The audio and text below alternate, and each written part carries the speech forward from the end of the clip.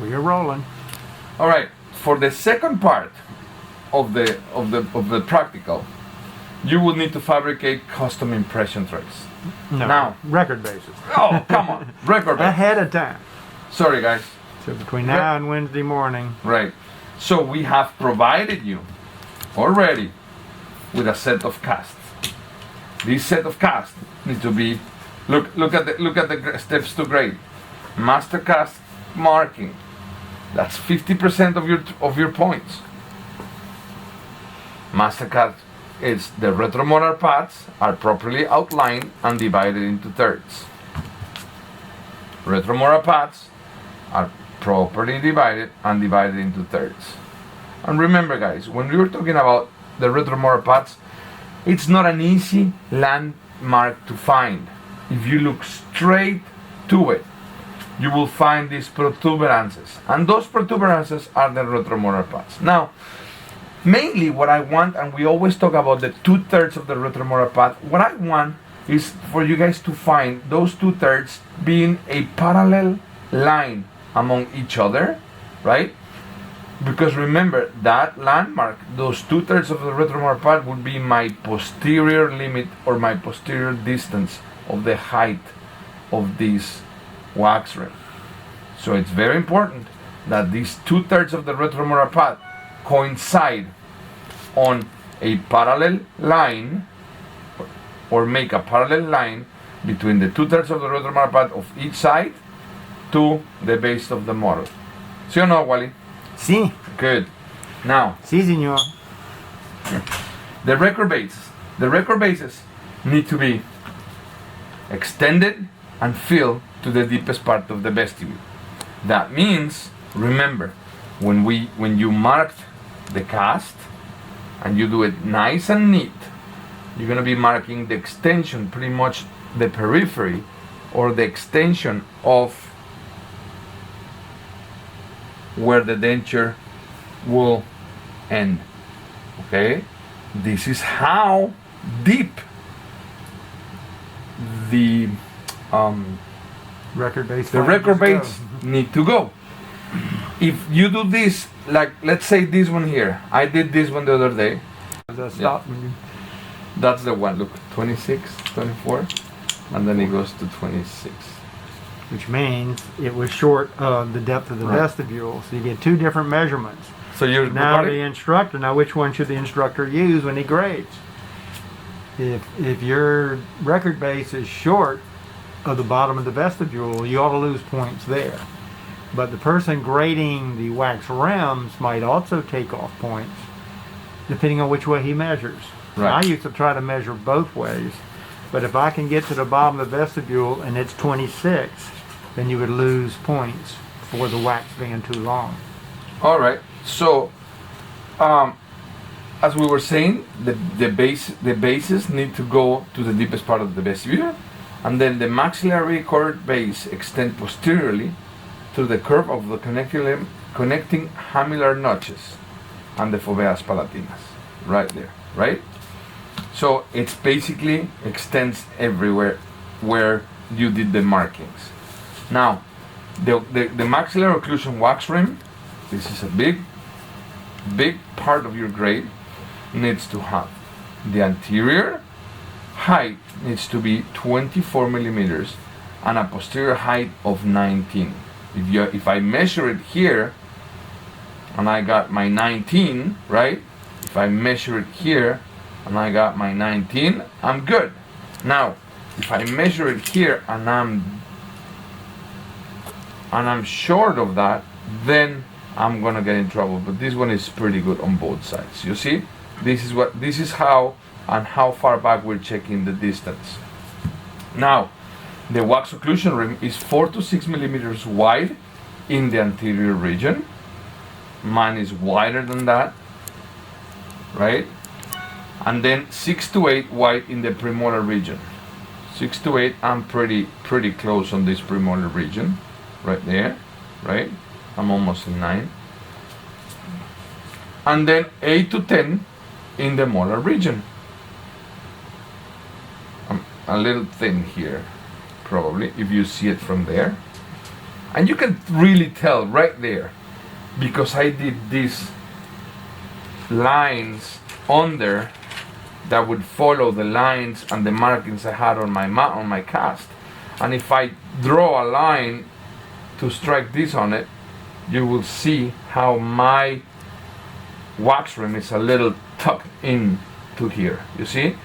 So I want you guys to learn how to criticize this. Maybe I need to add a little bit more on this part so it's nice and wide and it's right striking that center of the ridge. Yeah, know. straddling the height of the ridge. Yes. Basically. Like Something you straddle a also, horse.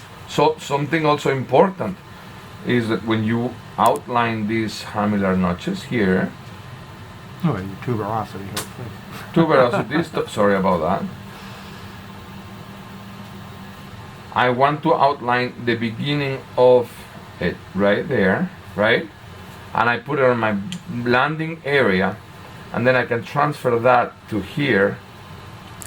I can transfer that to here. And what this is telling me, Wally? That's how far back the wax should go. So I'm short right here from the wax. I'm short, so this is some points taken off. Okay? Center over the crest, right? The anterior segment has a flare. How do I check the flare? As I mentioned it before, can you see it there? Wally? Mm-hmm. I will get my back of the ruler, make it into a straight line right there, and it will show me about how much I have it there. Maybe this one is a little too straight. Maybe I would like to flare it up a little bit more, but you're within the range right there. As if you go to the posterior, I'm gonna flip it over, and now I want this angulation towards the occlusal, and I'll do the same here, and I strike it right there. You see it? Mm-hmm. We're good? Maybe on this side as well. Can you see it there, Wally? Right. Mm-hmm. Perfect. So those are the points that we check in here. The occlusal surface of the wax rim is parallel to the base of the master cut. That's super important, guys. So how am I going to check that? I'm going to have this placed like this and make sure, can you see it there, Wally? Yeah. Mm-hmm. Make sure that this line and this line are parallel to each other. Are parallel to each other right there. Try to get it to focus better on it. Yeah. I'm not gonna move it like this. Okay. You're good?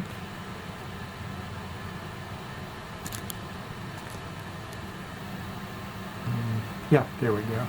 Okay.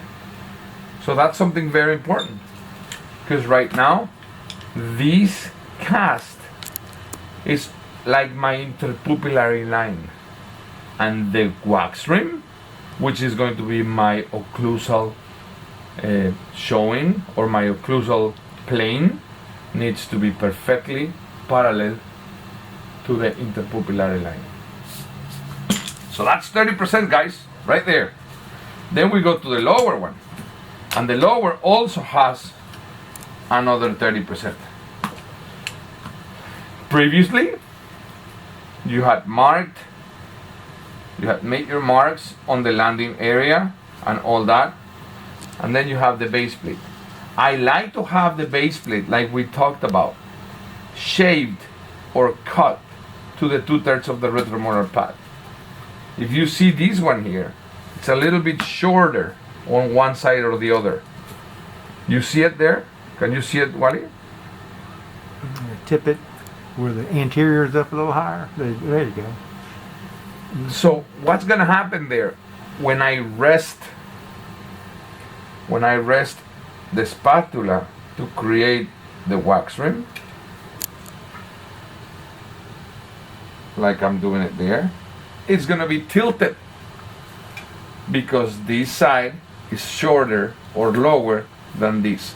Make sure as you're shaving these base plates, the base plate is perfectly parallel.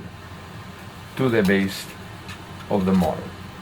That way, you can get a nice and parallel wax Really, rim. you're 2/3 of the retromotor pad ought to make it parallel. so- Exactly. Right? Does that make sense? ¿Sí o no? Sí, Also, make sure this sí, is professor. make sure this is right, striking it into the center. You see it right there? Make sure this one is also striking right into the center. Right there. So I'm pretty good.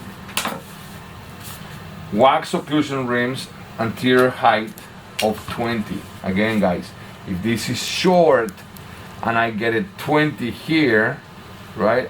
I'm 22 there. If I get it there and I'm 22, then I'm good. I'm just overextended. So then you get a mark right there. Then the occlusal rims wide. This one's pretty wide, so you will get a X there. The wax occlusion rim is centered to the crest. I'm pretty centered, right? As I show you, you get a good one right there. The anterior segment of the wax occlusion rim has a labial flare of 10, whereas the posterior segments are slightly tapered, measured by the 2/millimeter rule. Okay, this one also could have a flare.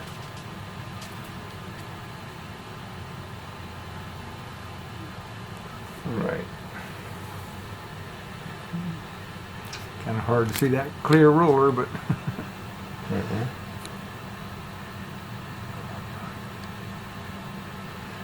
In this case, in the lower, I don't want it's okay if it's a little bit more straight. I don't want it to be too flare. mainly What do you think? both of them, you don't want the wax, when you look from the occlusal, you don't want the wax flared over the land of the patient, and Can in you this see case that? your master cast, because you're not going to have your typodont with you, or we're not going to be grading on the typodont. We're only going to be grading on your cast that you have. So don't flare them too much. Occlusal surface of the wax is parallel to the base. Again, if you guys did not do this and it's tilted or canted, you would not have the wax rims parallel to the base of the cast. Okay?